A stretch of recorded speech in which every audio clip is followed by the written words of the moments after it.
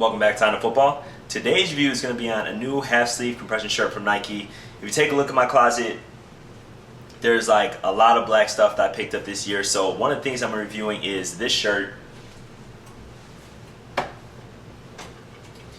This half-sleeve compression from Nike that I unboxed a couple weeks ago. You guys saw it. So it actually came out, I think, last year before the season started.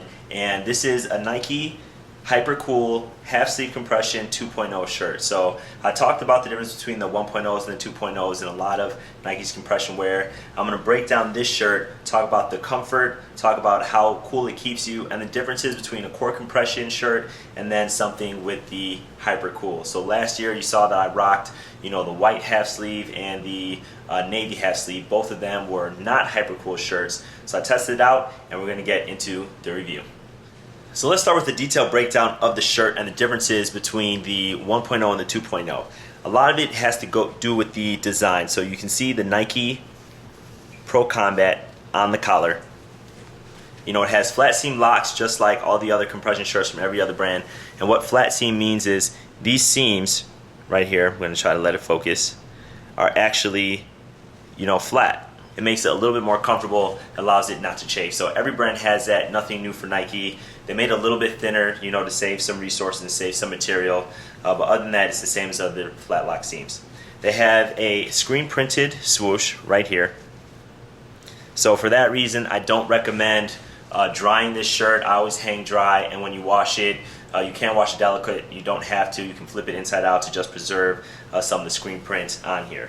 On this part, I don't even know on the sleeve if this is really screen printed or not, or this is like dyed or the material. I'm not sure how they did it, but it's definitely not a screen print.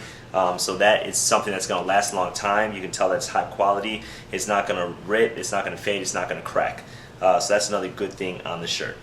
The most important thing on this, actually there's two more things that I want to point out on this shirt.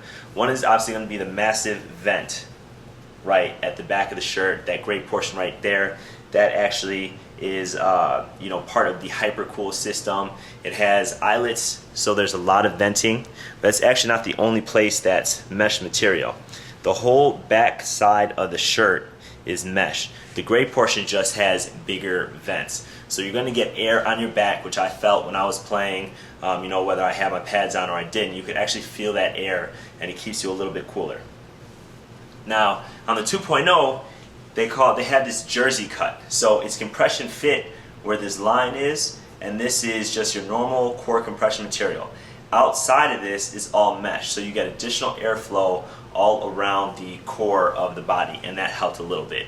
The one thing that is a little different from the other 2.0 compression shirts is the length. The reason why I go with Nike and the 2.0 is because of the length. There's some other materials that I do like. It's a little bit softer, but in terms of riding up, the 2.0 shirts don't ride up whatsoever, and I'll show you in a little bit when I try it on for you.